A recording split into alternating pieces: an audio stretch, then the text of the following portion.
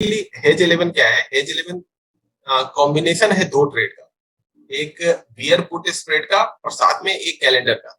ठीक है, तो बियर पुट स्प्रेड का लॉस को कैलेंडर कवर करता है और कैलेंडर का जो लॉस है उसे जो बियर पुट स्प्रेड है वो कवर करके देता है।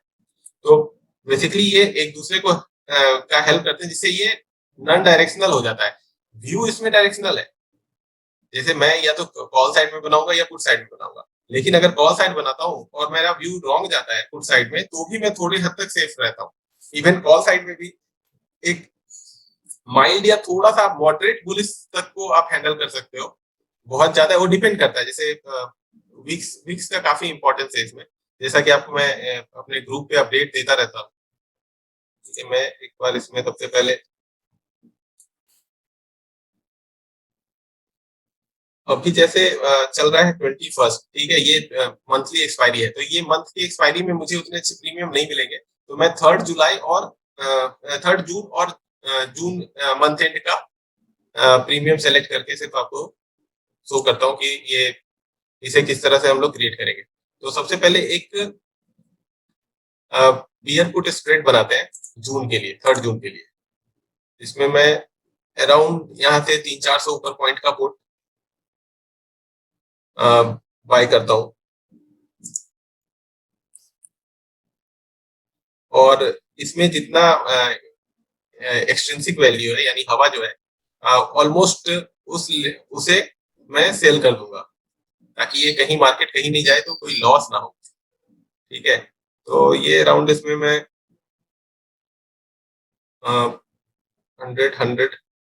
100 इसमें ज्यादा 25-30 पॉइंट का के आसपास ही हवा होगा, तो भी मैं इसको थोड़ा सा सेफर साइड 30-50 रुपीज तक का मैं एक सेल कर देता हूँ।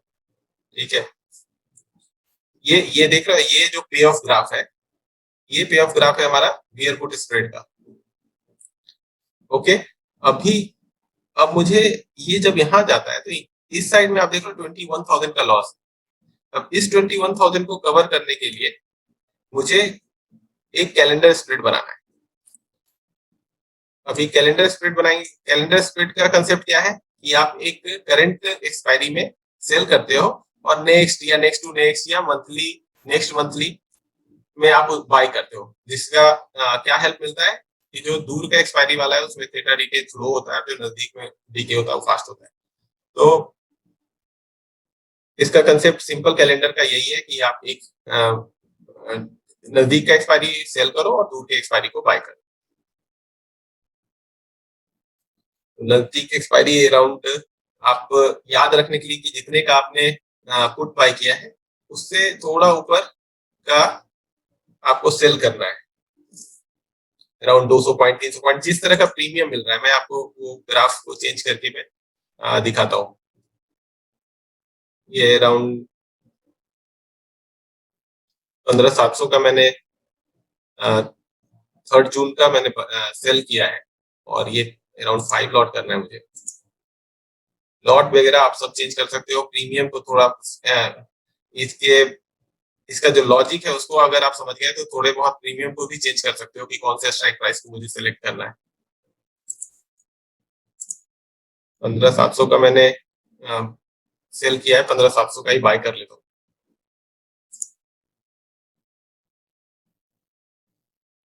ये भी 5 लॉट, तो 5 कैलेंडर स्प्रेड मैंने बनाए और एक बियर पुट स्प्रेड बनाया है। ये पे ऑफ बन जाता है। यहाँ पे आप देख लो, जो ब्राउन लाइन है वो एक्सपायरी के दिन जब सेटल हो जाता है तो वो मुझे ये ब्राउन लाइन पे ऑफ आता है, और ऐसे जो करंट डे पे करंट टाइम पे जो पे ऑफ है वो ब्लू लाइन दिखाता है। तो इसे अगर आप अभी कुछ बैक टेस्टिंग किया था और कुछ फॉरवर्ड टेस्टिंग भी किया था, उससे ऐसा देखने में लगा कि अगर मैं ये जो सेल वाला पोजीशन है ना, इसे मैं थोड़ा सा इसके 40-50% प्रीमियम में रखता हूँ। अगर जो 15,700 का सेल किया है 128 का, तो अराउंड अगर 40 रुपीज का मैं सेल करता हूँ तो ये थोड़ा सा पे ऑफ मेरा और सुधर जाता है।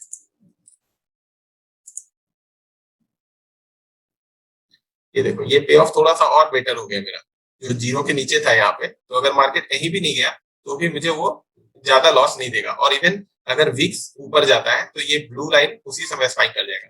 इसीलिए जब विक्स इतना सेटल हो गया,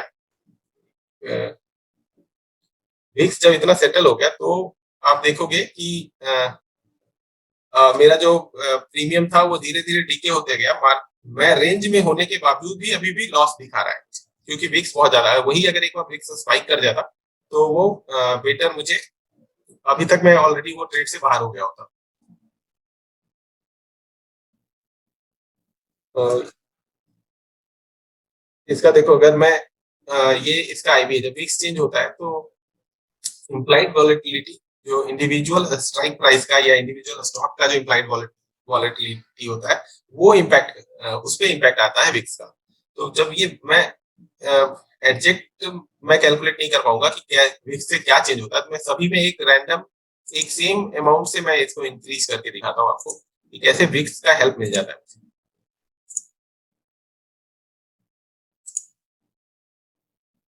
आप देखोगे कि ये पे ऑफ मेरा यहाँ पे ब्राउन लाइन भी जीरो से ऊपर हो गया और ब्लू लाइन भी ऊपर है, करेक्ट। अगर मैं थोड़ा विक्स को और ऊपर कर देता हूँ, तो जब विक्स अप ट्रेंड हो तो हेज 11 अच्छा काम करता है, डाउन ट्रेंड में अच्छा काम नहीं करता। अभी आप देख रहे हो ये और बेटर है, अभी ये अराउंड 10,000 का ब्लू लाइन प्रॉफिट दिखा रहा है, और अगर ये मैं एक्सपायरी तक वेट करता हूँ तो यहाँ पे 6,000 7,000 का प्रॉफिट दिखाता है। तो इवन आप इसका देखोगे कि ब्रेक इवन भी चेंज हो जाता है विक्स के साथ। अगर मैं इसे रीसेट कर दे रहा हूँ विक्स को, जो एक्चुअल विक्स है वहां पे करता हूँ, आईवी को, विक्स को नहीं, आईवी को, ये 15,753 हो गया और अभी 15,825 था। तो मेरा विक्स बढ़ने से पे ऑफ का रेंज भी चेंज हो जाता है। अभी आप देखोगे कि ये इसका पे ऑफ किस तरह से चेंज हो रहा है। अगर मैं सिर्फ पुट साइड को रखता हूँ, ये मेरा बियर पुट स्प्रेड है, और अगर मैं बियर पुट स्प्रेड को हटा देता हूँ और ये मेरा कैलेंडर स्प्रेड है, तो जहां पे beer put spread loss show कर रहा है वहां पे कैलेंडर मुझे कवर कर रहा है। और जहां पे कैलेंडर इस साइड में आप देखोगे, पुट साइड में अगर कैलेंडर फेल हो रहा है तो जो मेरा बियर पुट स्प्रेड है वो मुझे सेव कर रहा है। बट अगर रेंज से बाहर चले जाता है, 15,800 के ऊपर चला जाता है, तो फिर किसी तरह का एडजस्टमेंट इसमें प्लान करना पड़ेगा। अदरवाइज आपको स्टॉप लॉस लेना पड़ेगा। ठीक है, कोई कोई भी स्ट्रैटेजी ऐसी नहीं है जिसमें कि आपको स्टॉप लॉस या लॉस नहीं हो, ऐसा कहने वाला स्ट्रैटेजी कोई भी नहीं है। वो फिर आर्बिट्राज ही होता है जिसमें लॉस नहीं होता, लेकिन उसमें फिर रिटर्न बहुत कम होता है। जो जनरली मैं उस तरह के आर्बिट्राज की बात कर रहा हूँ जो फ्यूचर के अगेंस्ट, कैश के अगेंस्ट फ्यूचर को सेल करना। जैसे 3,000 का एसबीआई का लॉट है तो 3,000 एसबीआई का कैश में अगर आपके पास है तो आप फ्यूचर सेल कर रहे हो, 3 रुपए, 4 रुपए, 5 रुपए, इस तरह से महीने भर वेट करके आप 0.5 टू 0.7% निकाल सकते हो। मैं उस तरह के आर्बिट्राज की बात कर रहा हूँ। तो वो सब है कि जिसमें जीरो लॉस टेक्निक है, लेकिन उसमें रिटर्न बहुत ही कम है। जो बेसिकली जो आर्बिट्राज फंड होता होगा, म्यूचुअल फंड में जानते हो, वो इस तरह से पैसा जनरेट करके देते हैं, जो ऑलमोस्ट रिस्क फ्री होते हैं, लेकिन 6% 7% सालाना से ज्यादा नहीं होता। तो ये हेज 11 का कंसेप्ट है, जो कि अगर अभी कोई बनाना चाहे तो नेक्स्ट मंथ के लिए बना सकता है।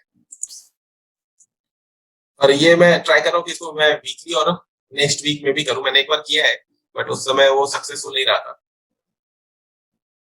तो अब इसमें मुझे जहां तक समझ आया कि ये अप ट्रेंड अगर विक्स है तो आप इसे बनाओ, और जब भी ये विक्स आपको एक अच्छे जंप करता है विक्स, तो आप उसमें तभी आप इसमें प्रॉफिट लो और निकल जाओ।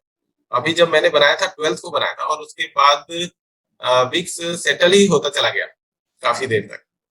11, ये 12 का कैंडल देख रहे हो आप, ये कैंडल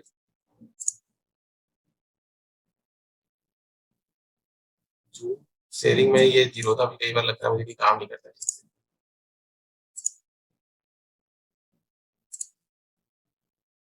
ये जो कैंडल है, मुझे क्या लगा कि ये विक्स काफी नीचे आ चुका है, अभी ये ऊपर की तरफ मूवमेंट देगा।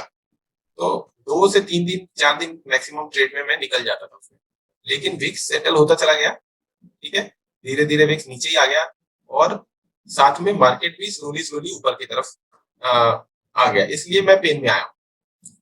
मेरा जो पोजीशन है अभी जो मैं शेयर कर रहा था उसमें मैं इसलिए इस वजह से पेन में आया क्योंकि विक्स भी सेटल हो गया और मार्केट रेंज से अभी ऑलमोस्ट ब्रेक इवन से थोड़ा ही पहले 260 मेरा ब्रेक इवन है और 175 15 175 पे मार्केट है।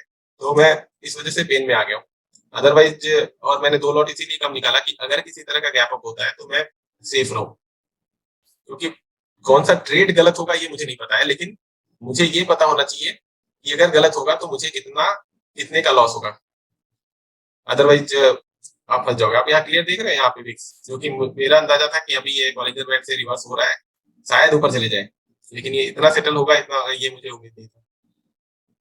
बट ठीक है, ये अभी शायद से ये लोअर रेंज में है विक्स। अभी देखते हैं, अभी अगर हेज लेवल बनाए तो बेटर होगा। मेरा एक क्वेश्चन था कि हम लोग ट्राई करते हैं बट बहुत बार ना प्रॉब्लम होता है कि लाइक हेल्प चाहिए बीच में, राइट?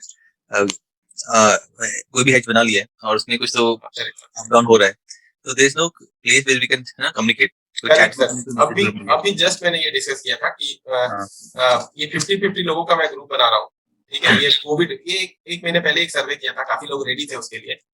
उस समय शायद आपने ज्वाइन किया था नहीं, उसके बाद ये कोविड की वजह से काफी डिस्टर्ब हुआ है, तो ये चीज थोड़ा पेंडिंग रह गया। तो 50-50 लोगों का ग्रुप बनाना है मुझे, और उसमें वो कंप्लीट ओपन रहेगा। बस आप उसमें किसी भी दूसरे चैनल का कंटेंट शेयर नहीं कर सकते हैं, अदरवाइज आप सारी चीजें कर सकते हैं। आप चाहे तो जूम मीटिंग रख सकते हैं, आप चाहे तो बात कर सकते हैं, आप चाहे तो किसी भी समय कोई भी स्ट्रेटजी डिस्कस कर सकते हैं। हाँ, वो बहुत सही हो जाएगा क्योंकि ना हेल्प चाहिए रहता है, मतलब बिल्कुल बिल्कुल सर, ये मैं यही पेन हमेशा से मैंने फील किया है इनिशियली कि मैं कुछ कर रहा हूँ एक सिस्टम में बैठा हुआ और मैं किसी के साथ शेयर नहीं कर पा रहा हूँ कि भाई अभी ये मैं क्या कर रहा हूँ, सही कर रहा हूँ नहीं कर रहा हूँ। एग्जैक्टली, वो इन्फॉर्मेशन मिल जाती है, इजी हो जाता है, लाइक लोगों ने ट्राई किया हमारे तो हेल्प मिल जाएगा, तो फिर पीपल भी काफी और वो बहुत सही बॉन्डिंग बन जाती है। मैंने कुछ एक ग्रुप में इस तरह का ट्राई किया और काफी अच्छी बॉन्डिंग बन जाती है। वो बताना चाहता हूँ कि हेज 11 के साथ मैंने तकरीबन 3 या 2 महीने काम किया हेज 11 के साथ। है ना। और हेज 11 के अंदर देखो, जितना मेरे को अभी तक समझा है, जो आपने बोला विक्स, तो बिल्कुल बात सही थी कि विक्स के अंदर ये कमर तोड़ देता है आदमी की, है ना। करेक्ट। लेकिन इसको अगर आप देखेंगे तो एक चीज ट्राई करना, कभी भी अगर आप इसको हेज 11 को बनाए तो मैक्स टू मैक्स ये आपको 3 से 4 दिन के अंदर प्रॉफिट दे जाएगा। Correct sir. और अगर आपने इसको चौथे दिन के बाद अगर आपने होल्ड किया तो ये आपको 100% लॉस देके जाएगा, और वो जो लॉस है वो भी रिकवर नहीं होगा आपका। ओके। अब मैं आपको ये बताना चाहता हूँ क्योंकि मैंने खुद ने एक्सपीरियंस की है ये चीज। कई बार ऐसा होता था कि 2 से 3 दिन के अंदर ही ये आपको आराम से 7K 10K का प्रॉफिट दिखा देता है।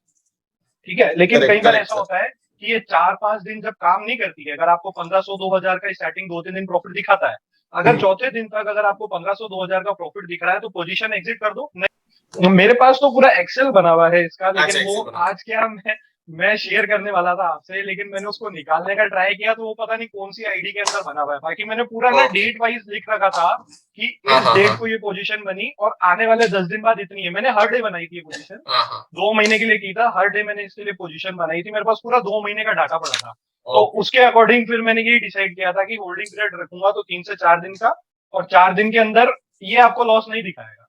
अगर आपने 4 दिन इस स्ट्रेटजी को बनाया, ये आपको लॉस नहीं दिखाएगा, मैक्स टू मैक्स 1K का लॉस दिखा देगा। जागृति, hello Virat, good evening. Yes ma'am, बोलिए। मैंने हेज 17 किया था लास्ट टाइम, और मैंने 12th को बनाया था, और सेम मतलब सेम नेक्स्ट डे में बुक कर लिया बैंक निफ्टी एंड निफ्टी। फिर से मैंने बैंक निफ्टी खरीदा तो बैंक निफ्टी सेल किया, तो 3-4% का मूवमेंट आया था, उसमें मुझे एग्जिट करना पड़ा। करेक्ट। तो काफी वाइल्ड मूव था। और फिर मैंने आज मतलब सेम सिचुएशन थी, तो मैंने आज क्या किया, बैंक निफ्टी को सेल नहीं किया, सिर्फ निफ्टी एंड हमारा मंथली निफ्टी को बाय किया, and it also has given very good results. Morning में मैंने बाय किया और एक सेल किया, शाम को मुझे उसने 2000 रुपीज का प्रॉफिट दिया। आपने लास्ट टाइम भी कॉल किया था और आपने बताया था कि 3 जून का आपने एज ए हेज लिया था, करेक्ट? हाँ जी। तो मैम आप बिल्कुल सही जा रहे हो, और मुझे लगता नहीं है कि आपको अभी जरूरत है। आप इसको बहुत अच्छे तरीके से समझ चुके हो, तो बस आप उसको प्रैक्टिस करते रहो, बस जंप मत करना। तो मैं यही कहना चाह रही हूँ कि मतलब है ना, बैंक जैसे कभी ऐसा होता है कि ना आपका एक साइड का मार्केट हो जाए, तो आप है ना सिर्फ बैंक निफ्टी मंथली और निफ्टी वीकली से भी आप प्ले कर सकते हैं, तो इसके भी काफी अच्छे रिजल्ट्स हैं। जैसे Correct. आज मुझे मॉर्निंग में मैंने बाई किए 2 लॉट, तो मुझे शाम को प्रॉफिट में, Yes. तो प्रॉब्ली आप जो बोल रहे हो वो कैलेंडर स्प्रेड है, तो आप वीकली में भी कर सकते हो। करंट वीक को सेल करेंगे, नेक्स्ट वीक को बाय करेंगे। तो ये जो आप कर रहे हो वो बिल्कुल सही है। उसमें मुझे लगता नहीं कि कहीं प्रॉब्लम आनी चाहिए। बस जब आप उसका एडजस्टमेंट भी कर सकते हो, अगर आपने दोनों साइड कैलेंडर बना लिया है कि कॉल साइड में भी मैंने कॉल बाय सेल किया और कॉल बाय किया नेक्स्ट वीक, पुट साइड में करंट वीक का पुट सेल किया और नेक्स्ट वीक का पुट बाय किया, तो आप दोनों साइड में से डबल कैलेंडर जिसे बोलते हैं वो बन जाएगा। और इसे आप उसका एडजस्टमेंट भी चेक कर लो कि उसमें किस तरह से एडजस्ट करते हैं। तो मतलब आप नेक्स्ट लेवल पे, मैं बोल रहा हूँ कि अगर आपका व्यू नहीं बन रहा है, जैसे अभी तो व्यू पॉजिटिव है, तो मैं आपको नेक्स्ट लेवल, क्योंकि आप बहुत अच्छा कर रहे हो, तो बस मैं इसलिए आपको सजेस्ट कर रहा हूँ कि आप नेक्स्ट लेवल के लिए आप प्रिपेयर कर सकते हो। हाँ जी, हाँ जी, पर मुझे मतलब कॉन्फिडेंस आ रहा है कि मतलब इट वर्क्स लाइक मैजिक। पहले तो मैंने पेपर ट्रेड किया। आसान दिख रही है अभी। Yes yes, actually I am working, तो मुझे वही सब चीजें हैं, क्योंकि आप बिजी होते हो, आप you have to dedicate yourself in your job, तो हम कर नहीं पाते, स्क्रीन देख नहीं पाते, मार्केट देख नहीं पाते, व्यू अच्छे से मिल नहीं पाता। तो ये चीजें that is giving very much confidence और ईज पे है। आप इजीली Correct, बुक कर लो, और आप मार्केट नहीं देख पा रहे हो फिर भी you are not having any anxiety. Yes correct. और लॉसेस फिक्स हैं, तो आपको इतना ज्यादा पैनिक होने की जरूरत नहीं होती। Yes yes yes yes, that is, हाँ, नहीं तो आप नेकेड ट्रेड्स करते हो या फिर इलॉजिकल होता है वो बहुत ज्यादा। मार्केट कहाँ जाता है, आपको कब बड़ा लॉस हो जाएगा पता नहीं चलता। Yes correct correct. Thank you for this contribution. आपके मतलब इसके कारण ही मुझे बहुत सारी चीजें मतलब पता चली है, नहीं तो प्रैक्टिकली कोई कर रहा है कैसा हो रहा है और क्या इम्पैक्ट आता है नहीं पता था। आपके इस चैनल से और आपके इस डिस्कशन से काफी चीजें क्लियर हुई हैं। Thank you ma'am, thank you. Good good thing you are doing. Yeah okay.